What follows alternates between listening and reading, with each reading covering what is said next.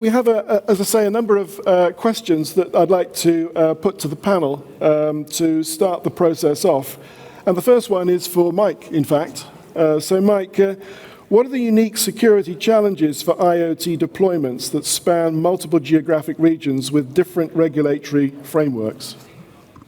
Well, I would say the main driver is complexity of compliance. So, and I would also say that it closely resembles, as it pertains to cybersecurity, to what the regulatory complexity and the fines are also, as it relates to the data sovereignty laws, like the EU's GDPR, California's CCPA, or UK's DPA. And of course, there's other countries as well, like Saudi Arabia, Australia, and Canada, that have their own regulations there. So it's essentially a cybersecurity compliance matrix that is tracking requirements across regions, whether it's for CRA, whether it's for RED, PSTI, which is the UK, or others. And it's not just technical requirements, it's a combination of technical requirements and operational requirements as well. For example, you have monitoring, reporting duties, there's mitigation timelines that come into play. And all that then also applied across a wide range of diverse IoT devices, which are often resource constrained, might be deployed in large numbers and quite remote at times as well. And then in the end, it all touches also a lot of voluntary frameworks like NIST CSF or EN 303645, which are referenced often or implied in those standards as well. So that also means if you follow those guidelines, and maybe existing and known standards like FIPS, you can actually help build a security foundation by following the guidelines, develop security best practices, muscle memory, so to speak, that can actually help you to accelerate time to compliance. So that is something, as an example, you can see with 303645, if you follow those guidelines as a best practice, it can actually help you to achieve RED compliance faster. So that's, I think, a very important aspect of it. Okay. I would just say that there is a joint task force now between the GCF, which is the Global Certification Forum, and the IMC, which is the IoT M2M Council, which is looking at this whole area of holistic security and trying to establish a way forward that makes sense for users of IoT in the marketplace. And we will be referring to that during this session. There was the second meeting of the Joint Task Force Monday. Yeah, Monday, here.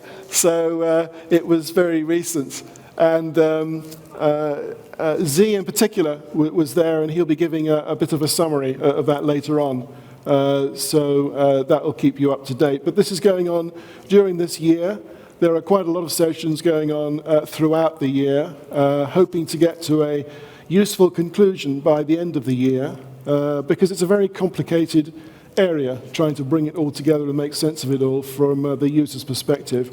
So this session is really in parallel with that activity to try to help get the word out, if you like, of all the things that we need to think about to make this thing work.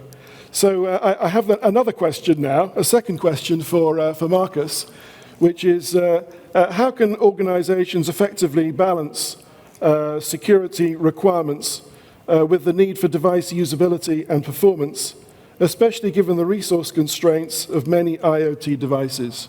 Yeah, I think there are more than one question in this question on several topics. Let's start with getting the balance when it comes to security. It's not always easy to do that. Maybe let me explain by example. When I started my career as an IoT security consultant, I had the chance to work at the project at BMW, and we had the chance, the first time in the world, like I know, to test and make security measurements recommendations for the vehicle as an IoT device itself.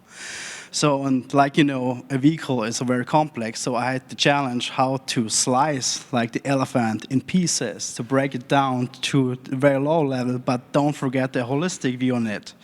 So, and then we came up, because we had only a small capacity for testing and doing recommendation and a small budget. And we came up with the idea on a risk-based approach. And I recommend you do that all the time, because when you use a risk-based approach, you see what's really important in terms of security and focus on that. So that's basically the outcome. And if you want to use a dedicated recommendation for a risk-based approach for IoT, but also for the business side related, when it comes to impact, I can recommend many frameworks out there, like the over-risk rating. The cool thing is you're not focusing only on technology, what can occur if an impact happens, and you also look at the overall business impact, and then you can make decision where put your time and your money. So the second part was a little bit about performance, I guess, when it comes to IT. Yeah, it's given resource constraints of many IoT devices. Yes, exactly. Yeah. So that's more about performance. Of course, if you handle IoT and the computational power of this device, for example, somewhere in the field, is not high enough, then of course you sometimes get in conflict with security, especially when it comes up with cryptography. But then you can or have the option to choose a lightweight protocols or cryptography like elliptic curves cryptography, or even if the device is not powerful enough to handle this, maybe you can outsource this computational power if needed to our IoT gate, for example. It's not the ideal case for in terms of security, but it's better than nothing, I would say. And last but not least, a very important point is the usability. Right. I highly recommend, from my experience, put this on a very high priority. If you put security measurements there and the user or your customer is not happy with that, then they will find a way for a workaround, or they will ignore the security part, or even they don't want to buy your device. So find a way, for example, to make it very easy to use also the security, when it comes to security. For example, use passwordless logins, for example, right? This is what I can tell you from my experience. Okay, all right, that's great. I don't know if anybody want to add to that, or, yeah. Sure. Just if I might add, absolutely, totally agreed. And I would interject a couple of things about that, which is that 25, 30 years ago, security was an afterthought. You try to go back afterwards and say, oh, boy, I have a problem. I need to deal with this. And I need to fix a problem and add capability to allow for things like over-the-air updates. Well, that's a little tough to do when you've already got lots of devices already out in the field. Security by design is the point, right? I mean, that's a catchphrase that I think is important to keep in mind, is during the design phase, you need to build in all of the capabilities you need to implement a security function. And I'm going to add two more, which is that the security has to be enabled. Security by default is the other term that is in common use. And recently I heard something very important. I forget who said it to me first time, but I found it on a website that said the third part of that is security by demand. And what that means is your customers, the people who you're selling your product to, your IoT solution to, are going to demand this because they are hearing about what's happened in the industry, in the markets, when devices are no longer secure. Very good. Okay.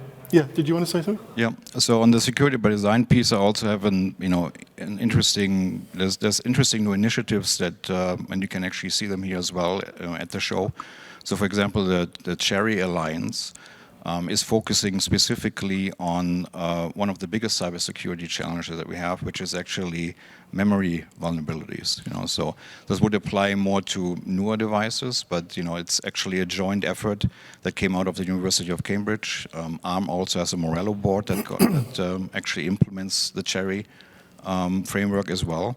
And what that actually does is actually helps you to mitigate that specific exploit, which accounts for about 70% of all the exploits that come every year. So the Cherry Alliance is very interesting. They're here as well, and I think that also fits nicely into the security by design aspect, for future resource-constrained devices. Great. Okay. Moving swiftly on, we have a very interesting question now, which I expect quite a few of you will want to respond to. So what role should AI and machine learning play enhancing IoT security, monitoring and threat detection, I should say. Yeah. If we could start with you, Z, because I know that you've got an epistle to say on this topic. Don't get me started too much. Well, I think Mike has as well. So. Yeah. Let's be careful about that, right? I mean, you can probably tell from my white hair, I've been aware of AI for a long, long time. Back in college, goes back 50 years. I took a class on artificial intelligence. Now it has evolved. Obviously, generative AI is come along, and we're doing all of the machine learning and data analytics that lead to the functionality that AI can help. But we have to be careful. And what I mean by careful is that apply AI where in the context where if something goes awry, a mistake is made, you're not going to cause more problems by having had that AI in place. For example, if you have a medical device and you're now starting to use some of the AI capabilities to analyze the data, great. But if you're going to start using AI to perform the functions of decision-making about that medical capability, please start being very careful about that. Because if the service or capability that the AI solution provides fails, you're going to harm somebody. And that's what I would want people to be careful about. So I think AI plays a role. It is still growing very rapidly and new capabilities are coming along. I'm sure you've heard the term agentic AI, where people are saying, it's a normal English word, but people are saying that we're going to use that to make decisions. Great. There's so much data. AI makes sense, but be careful about using AI in situations where the use of AI hurts more than it helps. Great. Mike, you wanted to add to that? Yeah, so on the AI ML side also, I would say, I mean, it has useful angles both on the edge. When we look at, intrusion detection, anomaly detection on the edge, AI ML can certainly help there, and that can even be done on resource-constrained devices. It doesn't have to be something that has an NPU per se. And then when Gen AI also, I think, can be very interesting. We talked a little bit more about operational requirements for some of the cybersecurity standards, like reporting duties that you have. Generative AI, specifically for summarization, maybe helping customers to actually create those reports. That reporting structure for that generative AI can also be very useful. So when you look at leveraging AI ML on the edge all the way to the end for the summarization, I think that is a very interesting use case as well in the security context. Yeah, and to complement, so this was about AI to help on cyber, but the cyber can help AI because AI, the benefits of AI relies on the data lakes. If your data are not authenticated and proven from the origin, then you may have a problem. So signing, thanks to cyber, you can sign data and prove integrity and origin of the data makes your AI more powerful. Okay. I don't know if anybody in the audience has got any particular thoughts about this, have they? Well, we could always come back if you have. Okay, all right. So moving on to the next question is for Patrick. Given the oft-long life cycle of industrial IoT deployments, typically 10 to 15 years, how do you keep security effectively? How do you keep IoT security effective against evolving threats over such an extended period? Yes, well, I would like to build on Z's remark earlier. Right. I think security needs to be built from the beginning by design, and to realize the fact that, yes, we're evolving in a moving environment, and new security threats will come up, and therefore you need to have the capability to update your system remotely via OTA, SOTA, FOTA, to have firmware updates to cope with new threats. So that's really an important point, to have the security by design from the beginning. Second point is to not to lose sight of the three fundamental pillars of security, which is the CIA triad: confidentiality, integrity, and availability. And for me, the foremost important point is the confidentiality and all the encryption, which ensures the end-to-end communication between device and the back end.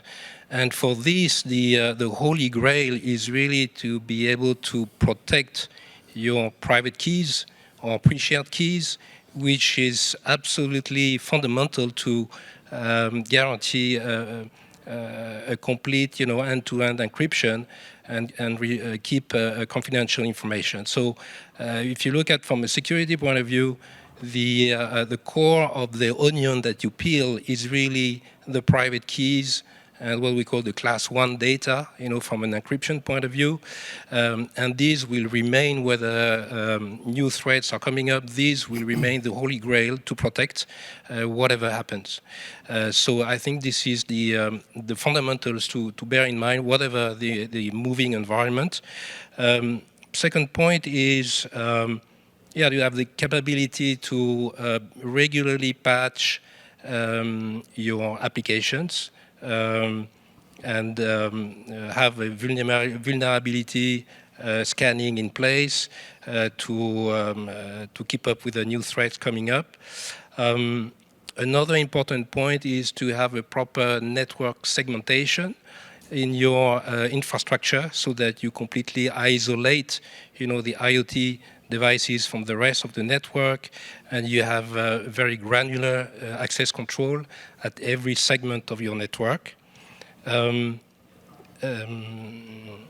then you need to have regular assessment of your security environment with regular penetration tests from third parties so that you keep, reassessing the level of protection that you have in your infrastructure.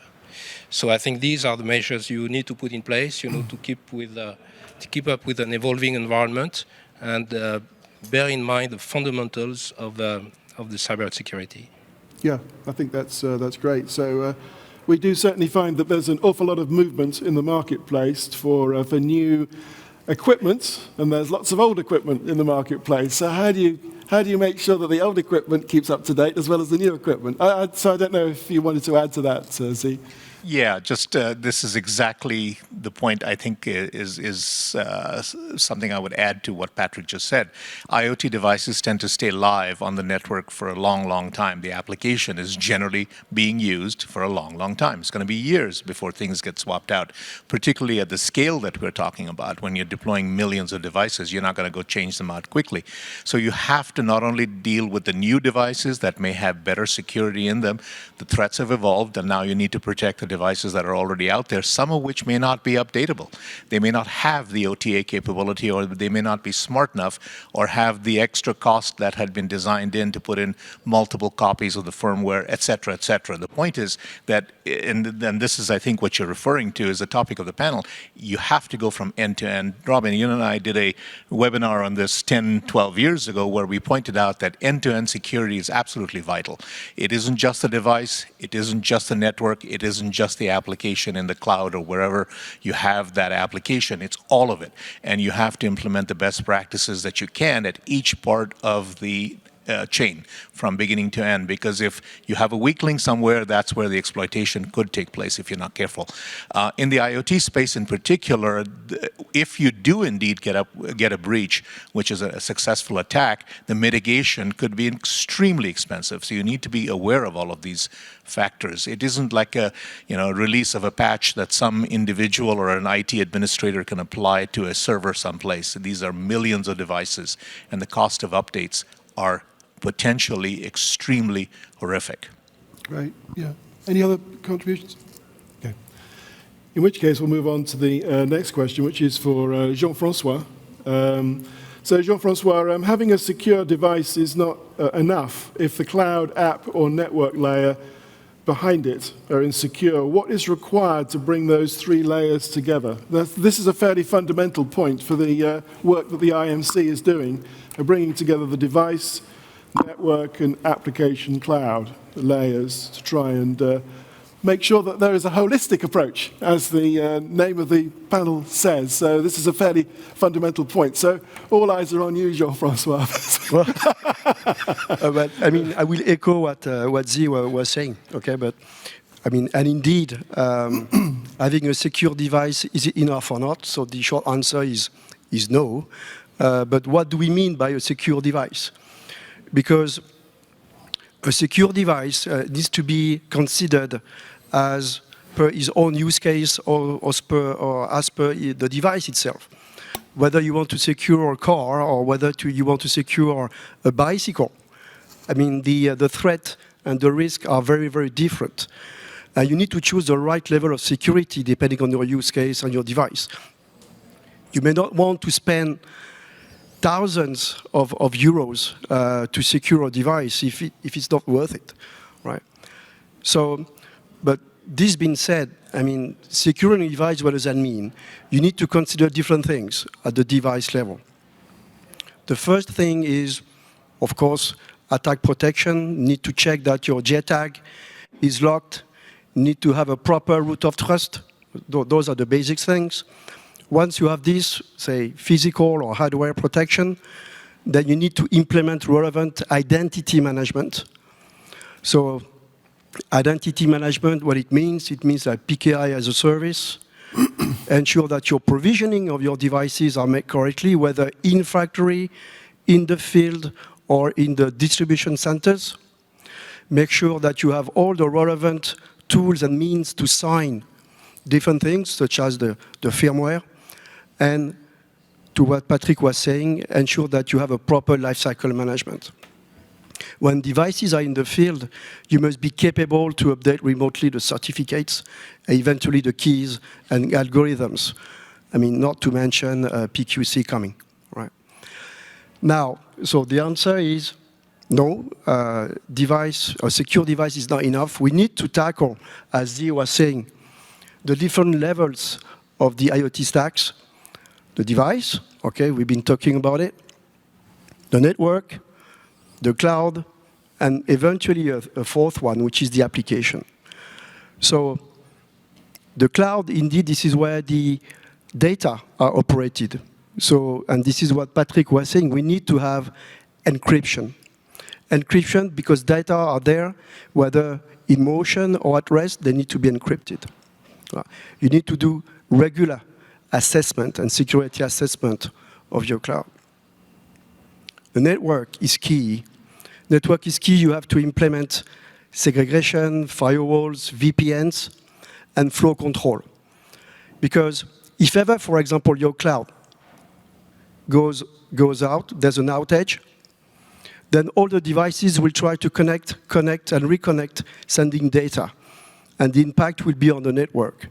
Impacting the network, if ever the network fails, it's all the applications that are on the network which will be impacted. So it means you will have a domino effect.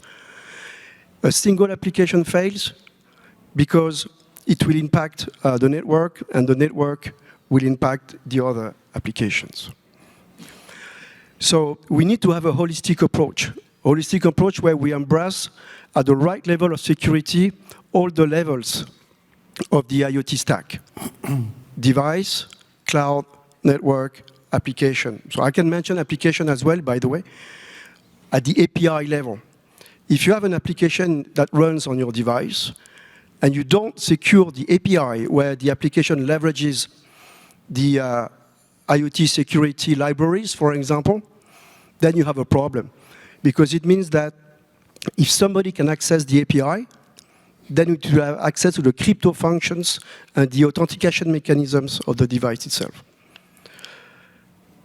Now, right level of security, same level of security at the different levels.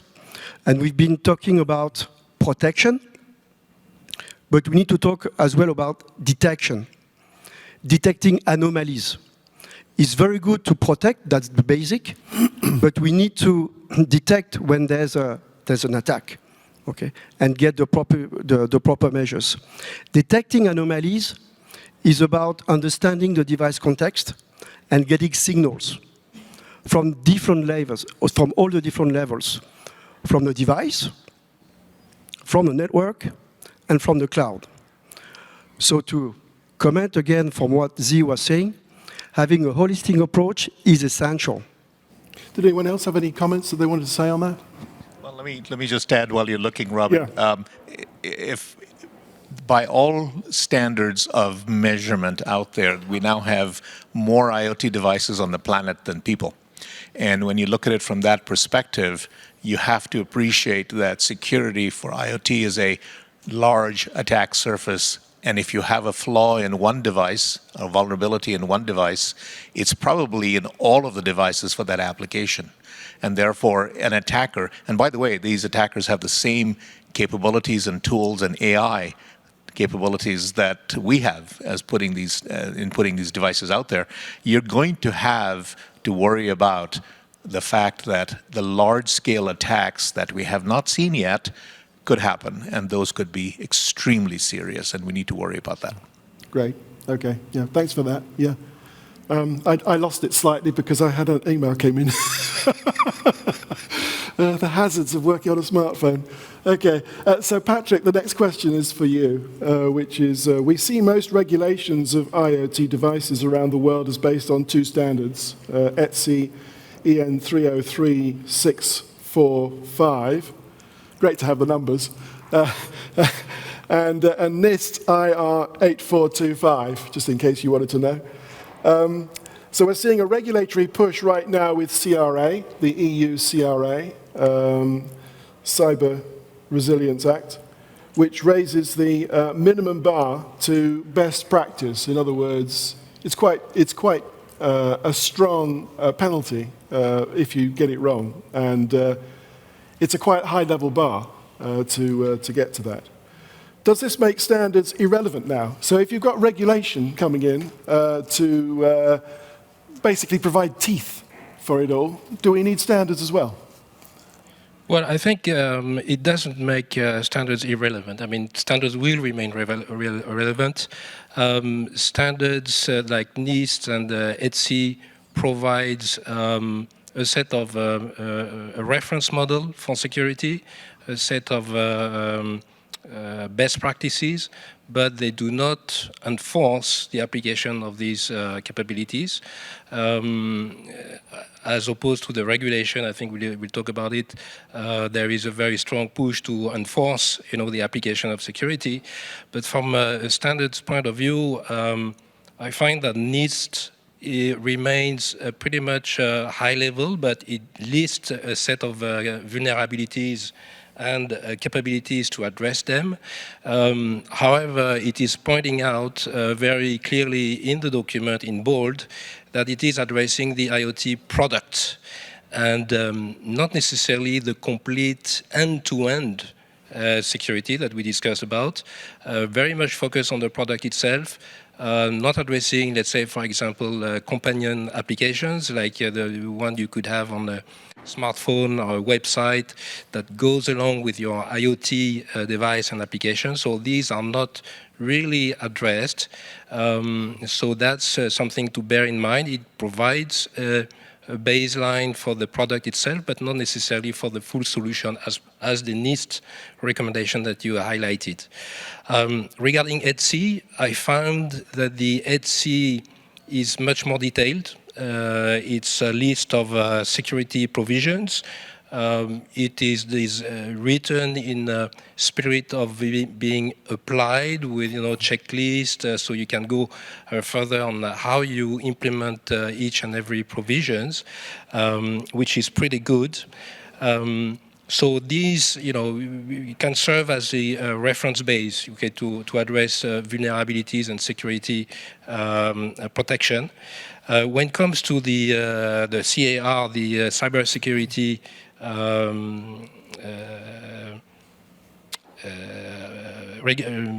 proposal for regulation, it is quite detailed in the formulation, but when you look at the appendix where the security requirements are listed, actually it's a 1.5 page, so remains very high level with a statement like a manufacturer will not put on the market a product with known vulnerabilities.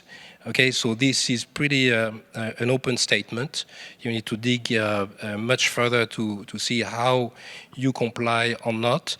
But it will enforce the industry to go for an assessment of conformity, and with a big, penalty if there is any breach. And in particular, in Article 64, it is mentioned that the penalty can go up to 15 million euros or 2.5% of the worldwide turnover of the company and the breach. So this is really, you know, the stick and the carrot being the CA marking on the product. Okay, yes, it's conform and compliant to this regulation, but the stick is pretty tough. So I think with this, of course, it will force, you know, security to be taken, you know, at you know, again, by design. I think it's not something that you add on at the last minute. It should be part of the full development life cycle.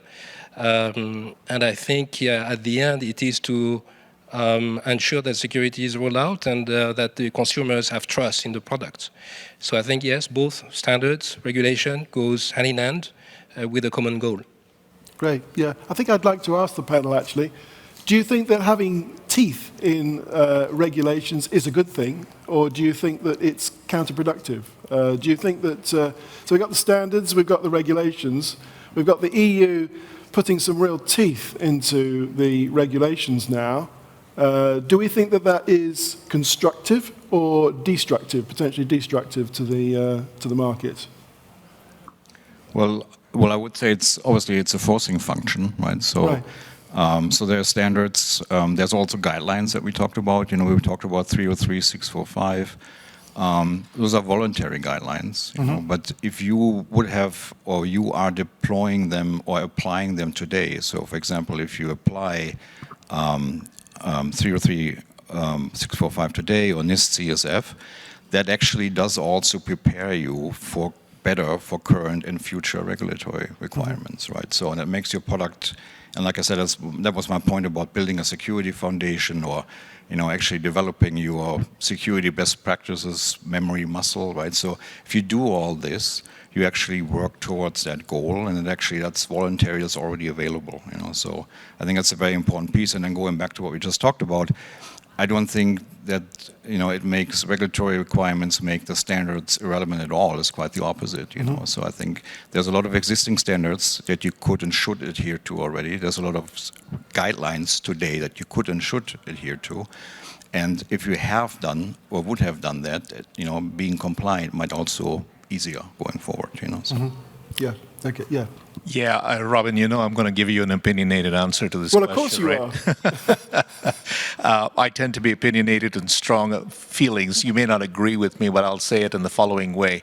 A regulation without teeth, you might as well not bother with a regulation, because there's always cost involved in implementing anything that a regulation requires. And why would an enterprise incur additional cost if you don't have teeth behind the regulation that matters? Or something else that forces the situation. And the reason I say that is because there is clear evidence that things cannot necessarily be, will not necessarily be implemented. 5 years ago, there's a law in California that went in for IoT. Don't need to go into details, but in 5 years there hasn't been a single attempt by the Attorney General of the state of California to enforce that law. What's the point? So if you're going to have a regulation, you might as well accept the fact that the regulation was necessary. We didn't do our job right, or we didn't want to spend the money at that time, whatever. Now there has to be some teeth to enforce that regulation, otherwise why bother? That's how I feel about it. And perhaps another way of looking at it is that by putting some teeth in it like that, it justifies the work to do it. Exactly right. Like, you know, if I don't think that the authorities actually want to incur the penalties or force the penalties. What they want to do is to try and encourage people to, you know, give them an incentive. If you don't do it, that's the cost. If you do your own work, you're going to pay a lot less than that to ultimately, yes, to overcome the difficulties. Yeah. Yeah, and I totally agree with that. I think the point that's also very important is that regulations don't exist in a vacuum. They're there to protect. They're there to protect the citizens. They're there to protect people. And ultimately, if we do our job right in the IoT markets and work on those regulations and the standards that drive those regulations, because regulations aren't prescriptive, meaning they don't tell you how to do it, they tell you what they want done. And the how to do is what comes from the standards, and it's very important to keep that in mind. We can always develop standards after the regulations in place, or vice versa. We can have standards that drive the regulations. We just need to make sure that we do our job right, that we're protecting people. That's great. This leads on quite nicely to the next question, actually, which is for Jean-Francois. Most people would agree that Europe is leading the way in regulations. We've just talked about a few of them, CRA, NIS2, and RED, are all compulsory and carry some heavy penalties. There's no doubt that these regulations are making people in the IoT sector more aware of the need for security and fearful of the lack of it, building demand. In fact, IMC data, quite independently, shows that IoT vendors, that's connectivity, hardware, and software, are looking at cybersecurity as a revenue opportunity.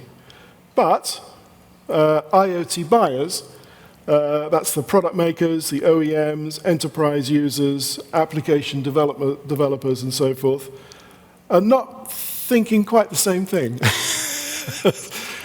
Euphemistically, not yet aligned to this. So, do you agree that this needs to change to really cement demand? And if so, how do we make that happen? So, how do we actually get the market moving in a way that is going to be constructive and pay for itself? Yeah, and definitely this is echoing the previous question. Right. And this is the reason why I joined this great initiative from EMC and GCF to work on that matter. Indeed, CRA, as Zee was saying, has nasty fines, which is excellent. Yes. So we were talking about 2.5% of worldwide revenues. We need to add the fact that you need to withdraw all products from the market. And that is a very severe financial impact on the revenues and cost. But that is excellent. That's really an opportunity for everybody to level up the level of security.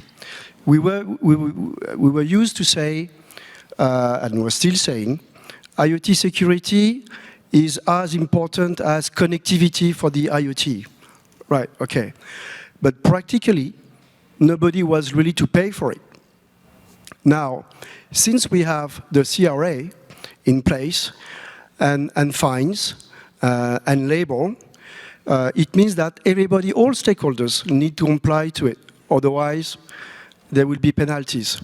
So everybody, what it means like me, as a device maker, I'm not afraid of implementing security measures, invest, and add cost to my product because my competitors will have to do it as well. I mean, IoT is a very cost-sensitive market. Previously, I was not able to afford implementing good level of security, even if I would have brand image or things of such nature. But now the fines are so big that I need to do it, as well as my competitors. So that's a fair approach to me. Right. Now, is that sufficient? I would say no. And Zee, with the evangelist, I believe will say the same. So we have the CRA as an excellent incentive, as you were saying, but we need still to do education, to do awareness, to show to the IoT buyers case studies, prove that there's an ROI behind it. I don't know whether you had a chance to see my colleague yesterday at a panel. He was explaining and giving numbers. The average impact on the IoT security breach for a company is 4.7 million. Of course, it comes from very low to very high, but that is the average of cost of an attack. That's very, very big. Okay. Awareness. We need to bring together the stakeholders, IoT vendors, IoT buyers, so that we do IoT forums, workshops, We need to have the incentive, which is a CRA, and we need to help them going through the regulation and the standard. IoT service providers, device makers, they are experts on their own domain. When it comes to cybersecurity, that's a different story. And if they have to comply to regulations and standards, that's a real challenge. You have hundreds of paging they have to go through. So we need to have the capability and the desirability to support them, explaining them how to comply with it. From standard, like Tata, I mean, threat assessment, risk assessment, but as well as compliancy to standard. What does it mean for them to comply with CRA? Okay. That's really not an easy question. And then, last but not least, which is the ultimate goal of our joint initiative, is to, I will not say automate, that's maybe strong, but automate the certification. If we can help OEMs certifying their own product against regulations and not only standard, that would really help. Okay.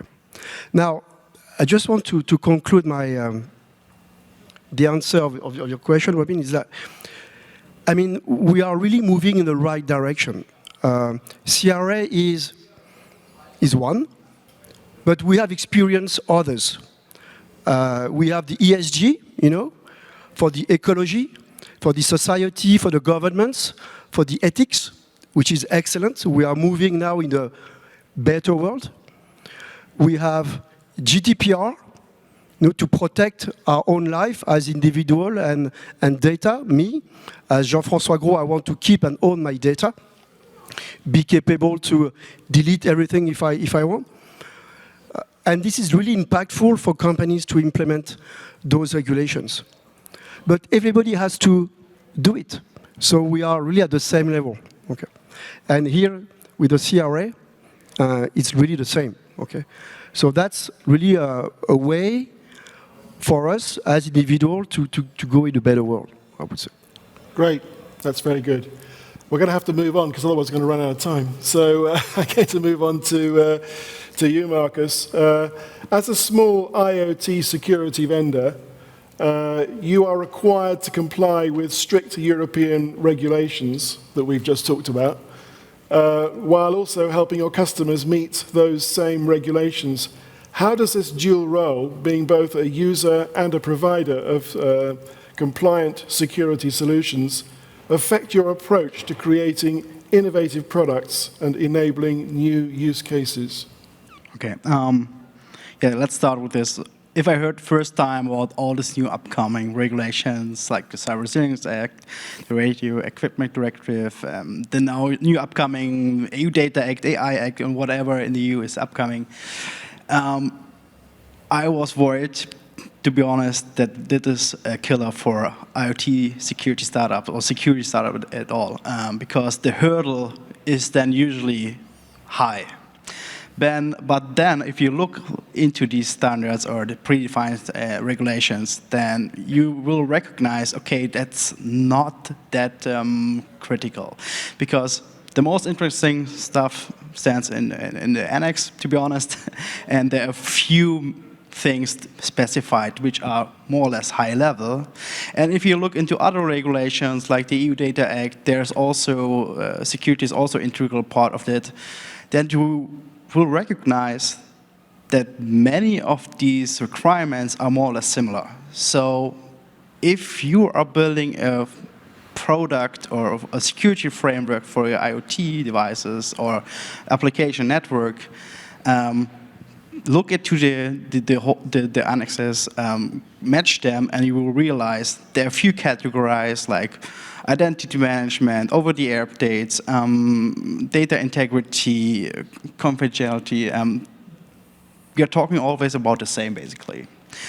It's always the only difference is, yeah, we have to do more paperwork for the other regulations as well. This is what I want to say. How we do and how we, what our approach is, because in the first step or first glance, it's kind of overwhelming, to be honest. We try to talk with our customers because they are also affected. Because we are an IoT security vendor, we try to help them to get compliant as well. And so that is like a win-win situation. If we came up with ideas how we can generate solutions which we can use from a vendor perspective and also from a customer side. So it's like a co-creation in sometimes if you work with small companies and like startups like we are. So this is how we see it. It is a chance, of course, because now everyone has to deal with it. It is a hurdle, of course. It's a lot of paperwork. But don't be worried too much. Look at the frameworks, look at the best practices, talk to partners. What are they doing? Help each other, I would say. If you're a small company, then look at the open source if it's needed, or into small and medium large providers. They have good solutions as well, and they might fit better than more the larger ones from Microsoft, for example. And the companies are helping you because they are really interested that you get the success and the compliance in the end as well. And that's what we are doing.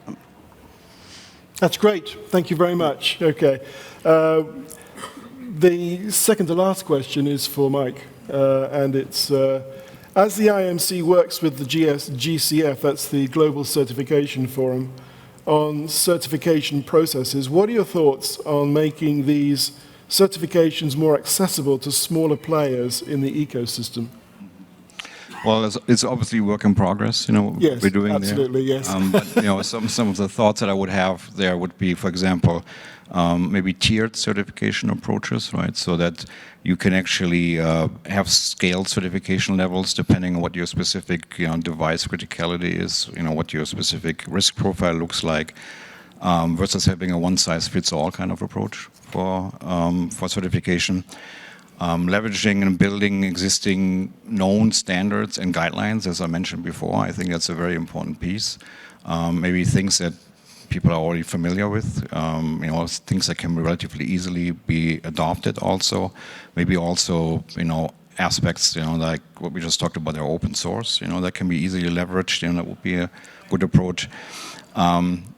Also, I would certainly try to hammer home the comment that Jean-Francois had, is like automation,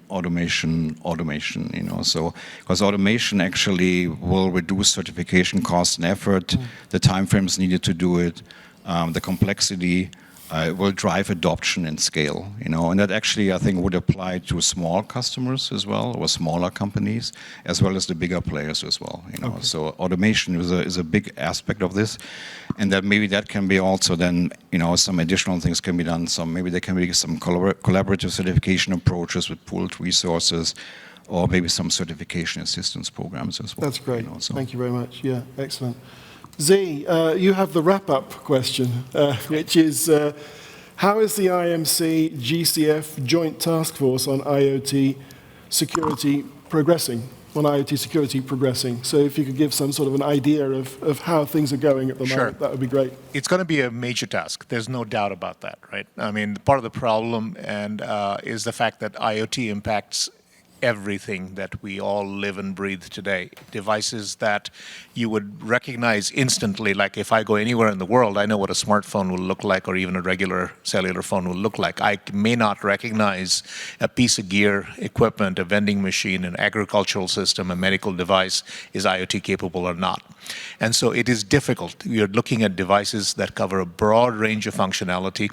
And so what we're trying to do in this task force, there are 3 pieces to it. There are 3 tracks. One of them is to see if we can indeed certify IoT to fit the requirements, and we're going to come up with the requirements based on an examination of the standards and regulations that need to be met, and see if it's viable, see if it's possible. And there's a second track, which is being led by Ellen Bain of Keyfactor, which is going to look at the business aspect of it. What is the cost of implementing a security capability, certification capability? And the third one is the business process. Once we do decide that we need something like this, how do we go about implementing it, making a process happen with either the GCF and then the other players, the testing houses, whoever needs to be involved in that.